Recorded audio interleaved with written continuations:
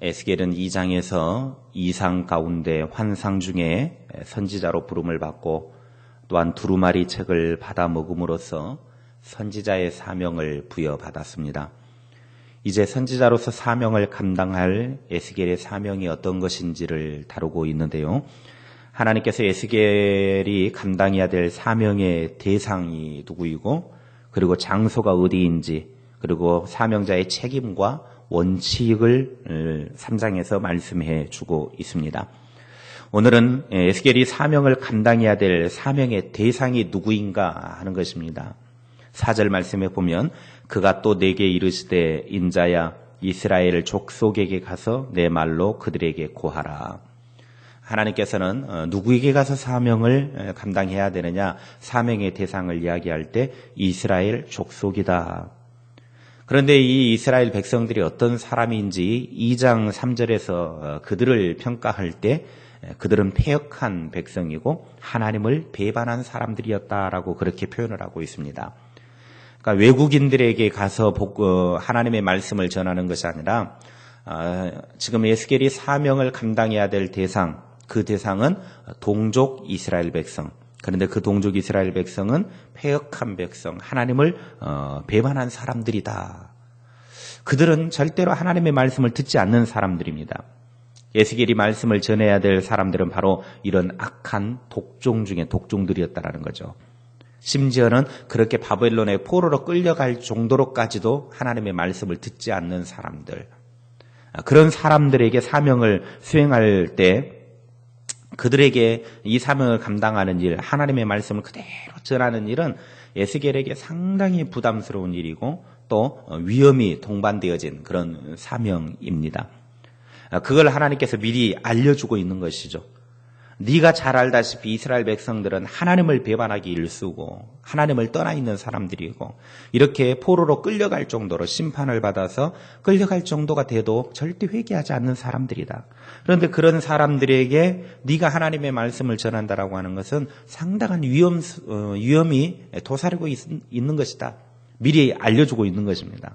사명에 감당하는 그 자리가 그저 편안하게 되어지는 자리가 아니라 생명의 위협까지도 올 수 있다라고 하는 걸 미리 하나님이 알려주고 있는 것이죠.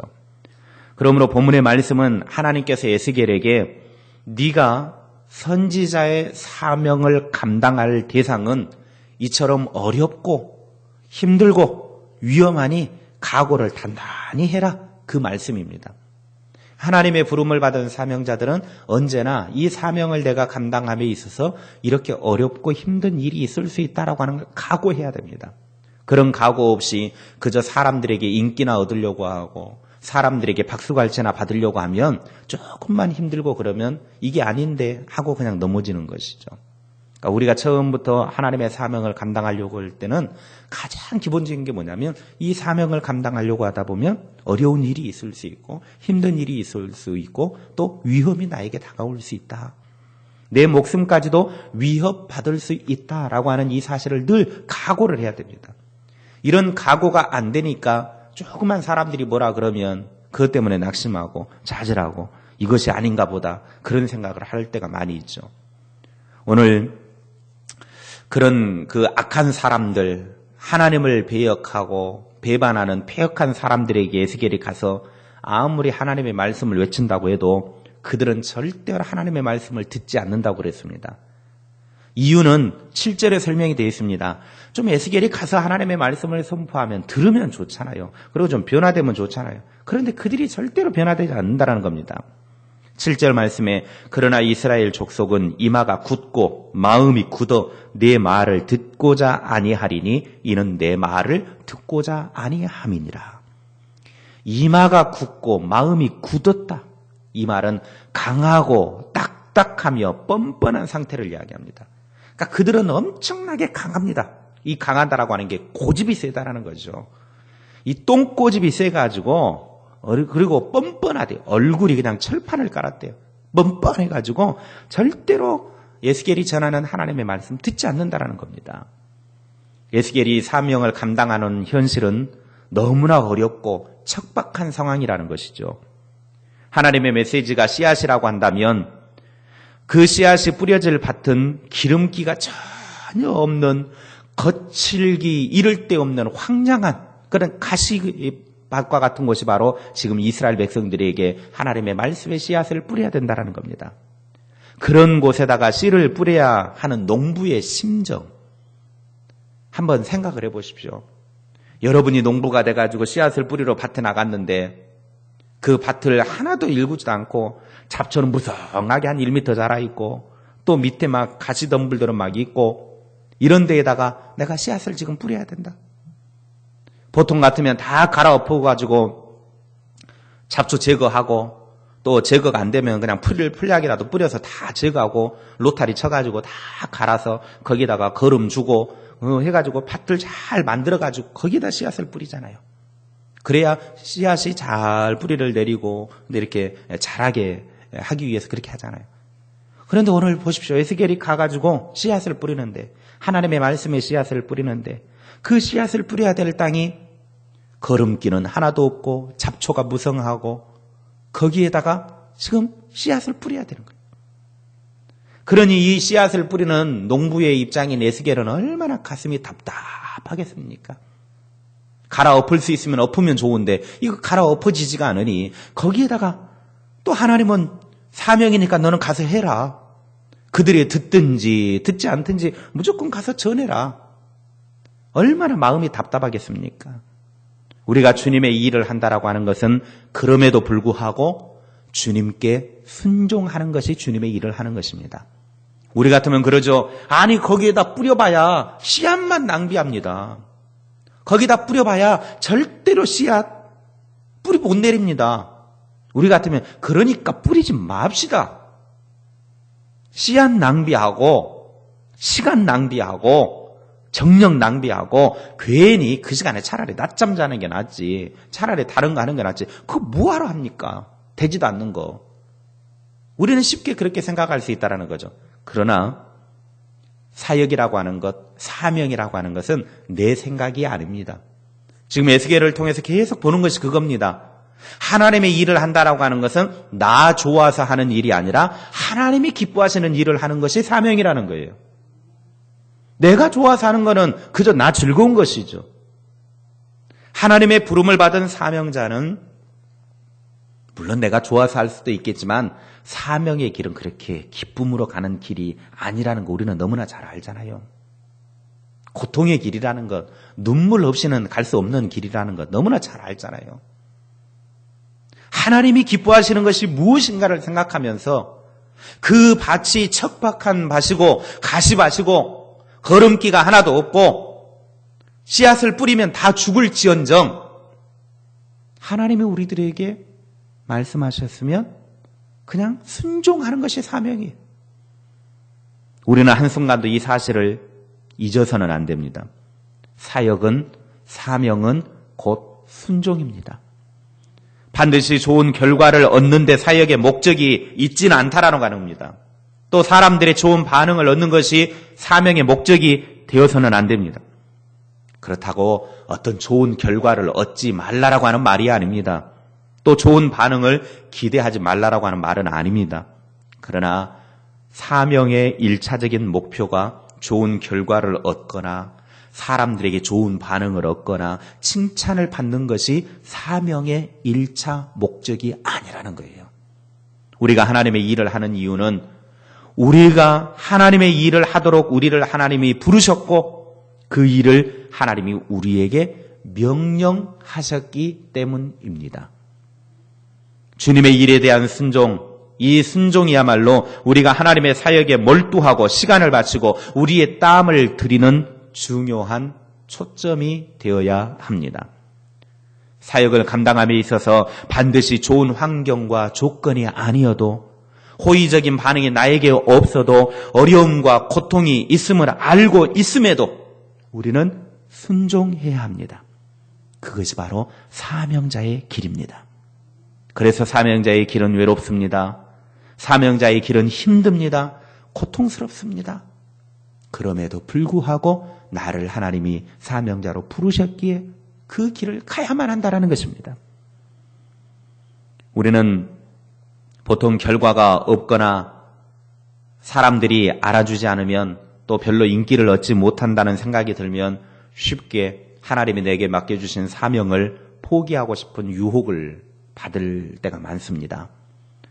사명을 감당하다가 금세 지쳐버리는 이유는 그 사명의 자리에 내 발을 들여놓게 된 동기나 그 목표가 처음부터 잘못되었을 가능성이 많기 때문에 그렇습니다. 앞에서 말씀드렸다시피 우리가 사명을 감당하는 데 있어서 우리가 절대로 좋은 반응, 좋은 환경, 사람들에게 박수발채 갖는 것, 이것이 우리의 목표가 절대로 아닙니다. 우리는 주님의 일을 하면서 합당한 대접이나 좋은 반응 기대해서는 안 됩니다. 세상이 죄악으로 가득 찬 척박한 가시밭이기 때문에 그렇습니다. 사람들이요, 절대로 좋은 반응 보여주지 않습니다. 그들은 이미 척박한 가시밭이에요. 풀만 우거져 있는 사람들입니다. 교회는 다닌다고 해도요, 그 속에는 가시밭이 그냥 가득 채워져 있기 때문에, 우글거리기 때문에 이게 안 됩니다. 이걸 뒤집어 엎지 않는 한 절대로 되지 않아요. 그러니까 내가 이렇게 하면 사람들이 좋은 반응을 보이겠지. 아니요. 아예 애당초에 그런 생각을 버려야 돼요. 그러니까 사명자들은 처음부터 척박한 가시밭이다. 기름기는 하나도 없고 도대체가 이마가 딱딱하고 얼굴은 뻔뻔하고 이스라엘 족속과 똑같은 것이라는 걸 알아야 돼요. 우리가 처한 환경에 하나님의 사명을 감당하는 일이 그렇게 다 돼 있으면 뭐하러 합니까? 다 돼 있는데 좋은 환경과 조건이 다 되어져 있으면 할 필요도 없어요. 알아서 잘합니다. 알아서 돼요. 좋은 환경과 조건이 다 갖춰져 있으면 자동적으로 됩니다. 그럼 사명자가 필요 없죠. 알아서 자동으로 되는 건데. 그러나 안 되니까 그곳에 들어가서 되게 하려고 사명자가 필요한 것입니다. 그 척박한 땅을 가꾸기 위해서 땀을 흘리는 겁니다. 때로는 비난의 소리를 들을 수 있습니다. 욕을 얻어먹을 수 있습니다. 심지어는 협박까지도 올 수 있습니다. 그럼에도 불구하고 그것이 우리의 사명의 길이기 때문에 그 길을 가야만 한다라고 하는 것입니다. 에스겔 선지자는 좋은 결과를 기대할 수 없고 좋은 반응을 얻을 수도 없는 일을 하도록 하나님의 부름을 받았다라고 하는 것입니다. 그것을 또한 하나님께서는 다시 한번 확인시켜주고 있습니다. 하나님은 에스겔의 사역이 결코 좋은 결과를 가져오지 못할 것을 이미 다 아셨습니다. 그들이 에스겔의 말을 듣지 않을 것이고 에스겔을 통해서 전달되어지는 하나님의 말씀도 받지 않을 것을 이미 알고 계셨고 그걸 에스겔에게 다시 한번 확인시켜 주고 있습니다. 그럼에도 불구하고 하나님은 이 일을 명하셨습니다. 그러니까 처음부터 에스겔은 좋은 결과를 얻을 수도 없고 또 좋은 반응을 얻을 수도 없는 일을 하도록 하나님으로부터 부름받은 것입니다. 좋은 결과를 보고 있는 사람들은 결과 그 자체가 내가 땀을 흘리고 수고한 그것에 대한 보상이라고 생각하기 때문에 위로가 됩니다.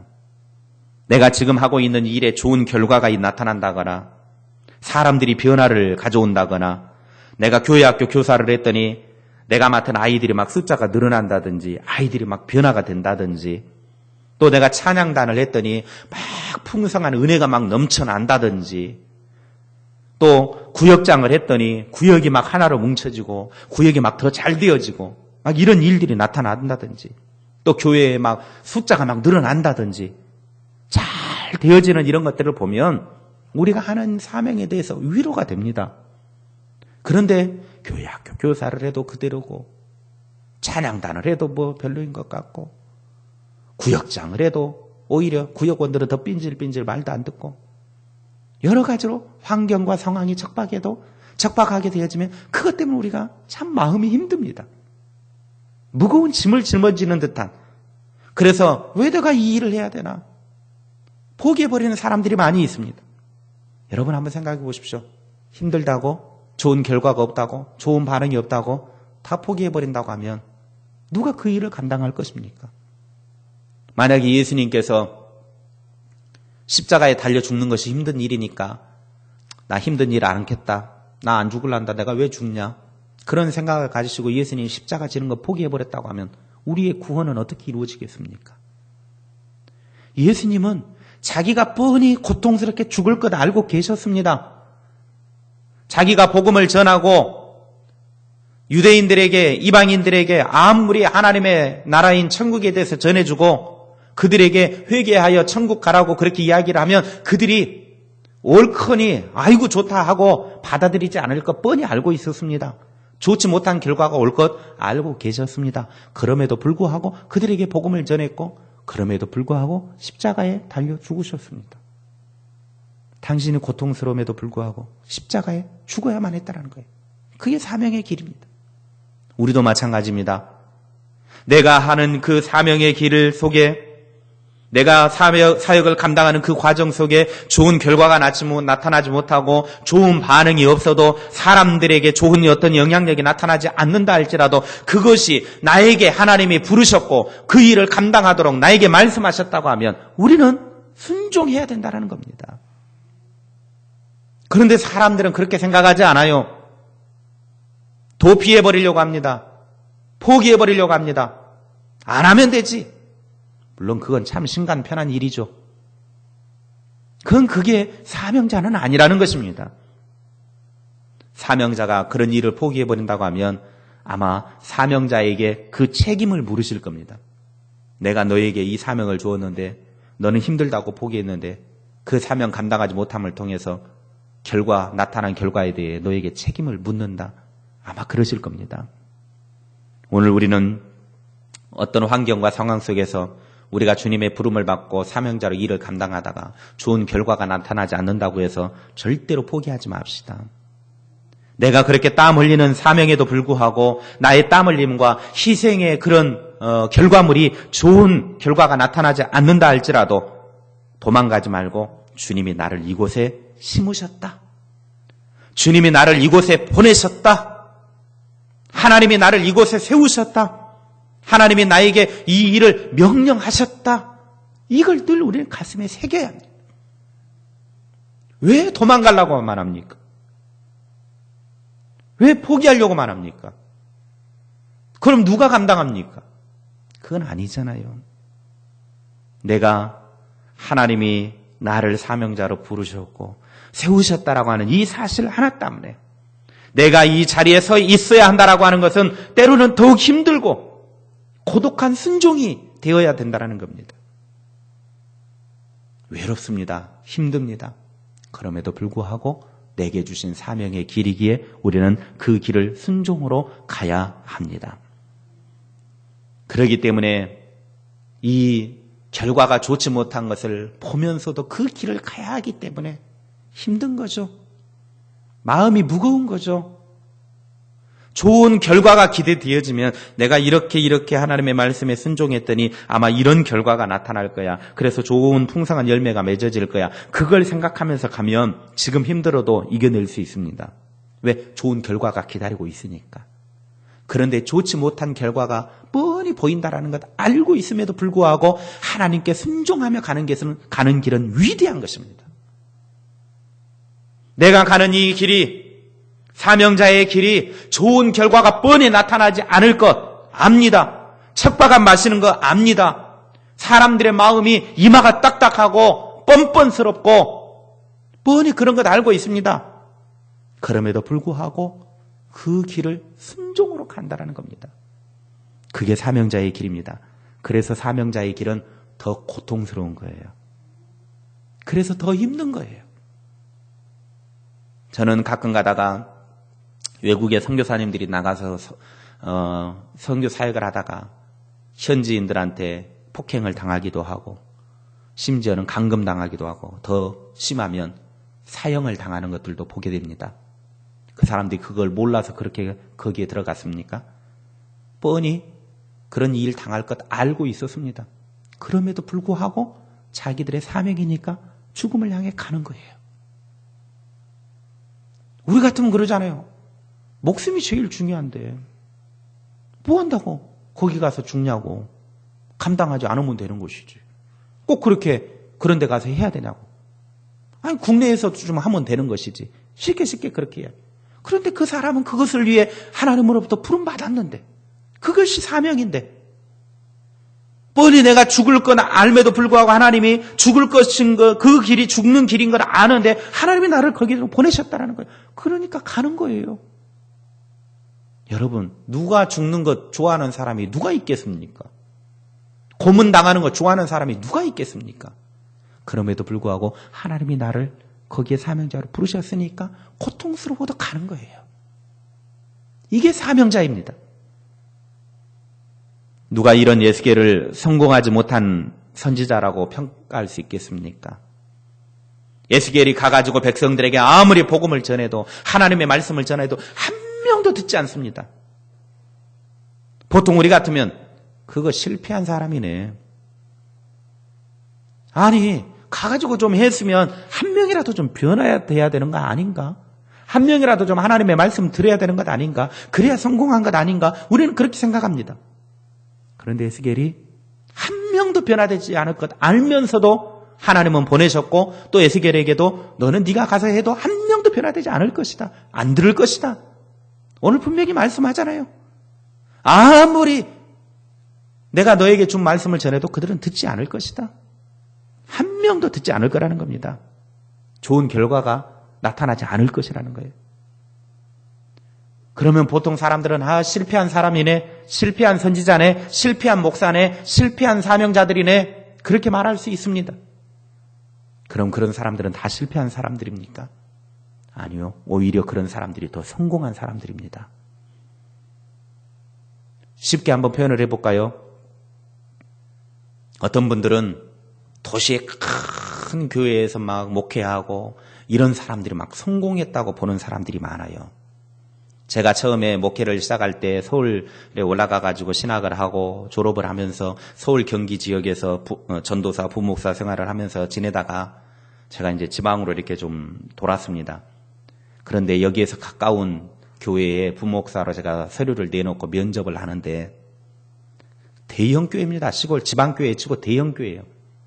그 대형 교회 목사가 면접을 하면서 뭐라고 저한테 묻냐면, 도시에서 목회를 하다가 이렇게 지방으로 도는 것이 혹시 실패한 목회자라고 생각하지 않느냐? 어떻게 생각하느냐? 저한테 그 질문을 하더라고요.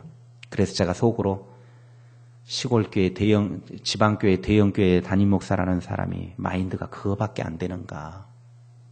그러면서 제가 지금 생각해봐도 참 대답을 잘했던 것 같아요. 뭐라고 대답을 했냐면, 시골에서 지방에서 목회하는 것이 실패한 목회자라고 하면 지금 서울의 도시의 대형교회에 있는 목회자들보다 지방교회에 시골교회에 오지에 있는 수많은 목회자들은 그럼 다 실패한 목회자입니까? 그러니까 사람들 마인드 자체가 큰 교회 담임 목사나 큰 교회 부목사로 있으면 저 사람 성공한 사람이다. 목사들 자체에서도 그렇게 생각을 하고 있다는 거죠. 그래서 제가 속으로 그랬죠. 그러면 당신은 이 지방에 내려와서 담임 목사 하니까 실패한 목사네. 그건 아니잖아요. 실패한 목사니까 지방에 와 있습니까? 사명이니까 오는 거죠. 사명이 아니면 왜 그 시골 촌구석에 있습니까? 밥 한 끼도 얻어먹지 못하는 사람들도 많이 있고, 솔직히 막말로 도시에서 부목사 하면요, 시골 성산교회 담임 목사 하는 것보다 보수도 배로 많습니다. 솔직히 말해서. 도시교회 부목사로 있으면 시골교회 담임 목사 허울이 그렇지. 사람들은 야, 담임 목사니까 좋겠다. 막 그렇게 이야기를 해요. 막말로 도시교회 부목사면 시골교회 담임 목사 배 이상의 월급도 받고 좋은 문화와 좋은 환경과 조건들 수많은 것들이 다 좋습니다. 할 수만 있으면 그런 데서 하고 싶죠. 그런데 시골교회에 가 있고 어디 물도 잘 안 나오고 전기불도 잘 안 들어와 있는데 밥도 제대로 못 먹는데 그런 데서 목회하는 목회자들, 사명자들은 그럼 다 실패한 사람들입니까? 거기에 그럼 누가 가야 됩니까? 그 사람들이 하나님의 부름을 받아서 사명자이니까 거기 가 있는 거예요. 고통스럽지만, 좋은 결과가 없지만, 뻔히 알고 있지만 거기를 가는 거예요. 그런데 그런 사람들을 대고 실패한 목회자다, 실패한 사명자다, 그렇게 말하는 것은 그 자체가 잘못됐다라는 거예요.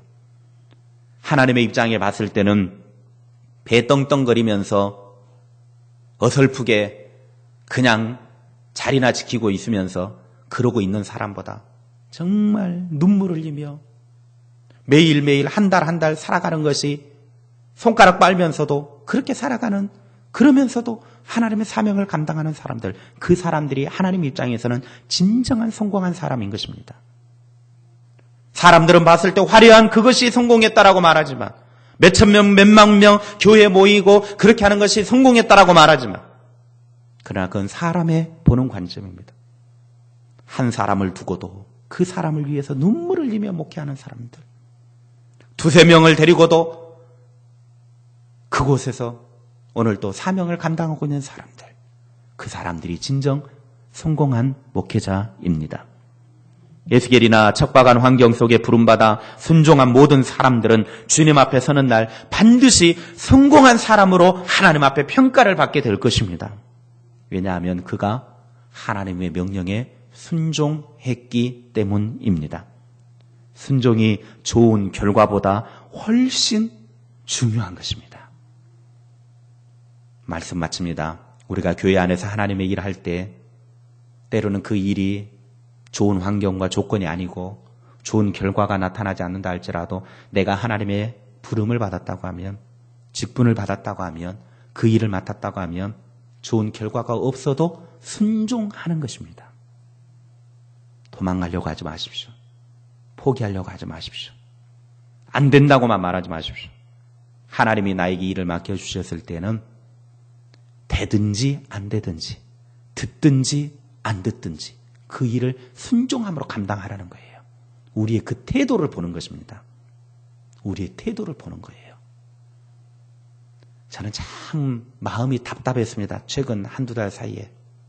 왜냐하면 이미 알다시피 우리 교회 이제 항전 직분자들 선출을 하기 위해서 장로님, 안수 집사님, 권사님들, 서리 집사님들 각 직분별로 이렇게 만나서 이야기들을 해보니까 참 답답한 것이 너무나 제가 고통스럽더라고요. 고통스럽고.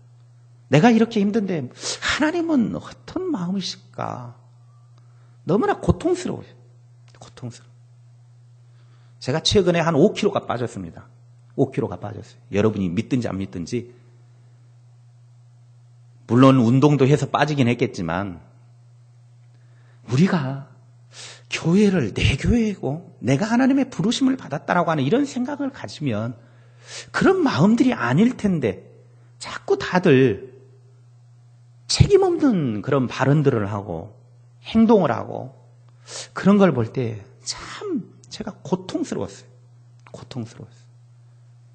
우리는 하나님의 부름을 받았기 때문에 부름 받은 자로서 우리의 그 태도를 하나님이 보시는 것이지, 우리가 뭐 일을 잘하고 막 뭔가를 막 왕성하게 하고, 물론 그러면 좋죠. 그러나 하나님은 그것보다 우리가 얼마나 하나님 앞에 순종하는지 그 순종의 태도를 보시는데 우리의 태도가 너무 잘못되어 있어요. 태도가 잘못되어 있어요. 우리의 태도가 바뀌어야 돼요. 하나님이 나를 부르셨다고 하면 어떤 어려움이 있어도 순종해야 되는 태도. 오늘 에스겔에게 그걸 이야기하는 거예요. 네가 지금 내가 전하는 말을 전하기 위해서 이스라엘 백성들에게 가는데 그들은 정말로 깝깝한 사람들이다. 무서운 사람들이다. 절대로 듣지도 않는다. 이마가 딱딱하게 굳어있고 마음이 딱 닫혀져 있고 얼굴에 철판을 깐 사람들이다. 절대 말 안 듣는다. 그런데 그런 사람들에게, 듣지도 않을 사람들에게 가라는 것입니다. 순종하라는 것입니다. 우리가 하나님의 일을 감당할 때에, 직분을 감당할 때에, 사명을 감당할 때에 분명 좋지 않은 그런 우리의 환경과 조건과 상황이지만 하나님이 나를 부르셨으면 그곳에서 감당하는 거예요. 감당하는 거. 순종해야 되는 겁니다. 사명의 첫 길은 하나님 앞에 순종하는 것입니다. 우리 모두 어렵고 힘들지만 하나님이 나를 부르셨기에 순종합시다. 우리가 이렇게 순종하고 잘 감당해 놓으면요, 나중에 하나님 앞에 다 칭찬과 상급이 기다리고 있습니다. 그러나 감당해 놓지 않으면요, 하나님 어차피 안 듣는데, 어차피 안 되는데 뭐 하면 뭐합니까? 나중에 그 결과를 물으실 겁니다. 결과를 물으실 거예요. 결과를 그때 물으면 하나님 앞에 뭐라고 대답을 할 겁니까? 말도 안 듣는데요. 어차피 해봐야 되지도 않는데요. 뭐하러 합니까? 그게 하나님 앞에 핑계거리나 되는 줄 아십니까? 절대 안 돼요. 우리는 죽든지 살든지 내게 맡겨주셨다고 하면 그 사명의 길 감당할 수 있어야 됩니다. 오늘 우리의 가는 길이 가시밭길이고 정말 고통스럽고 내가 맡은 사명이 척박한 환경 속에서 감당해야 될 일이라 할지라도 우리 모두가 하나님께 순종하여 이 사명을 감당합시다. 좋은 결과가 없다 할지라도 좋은 열매가 맺어지지 않는다 할지라도 한 명도 변화되지 않고 우리가 감당하는 그 일에 좋은 열매가 맺어지지 않는다 할지라도 나에게 말씀하셨기에 나에게 맡겨주셨기에 순종으로 우리는 감당하는 이 시대의 사명자가 다 될 수 있기를 주님의 이름으로 축원합니다.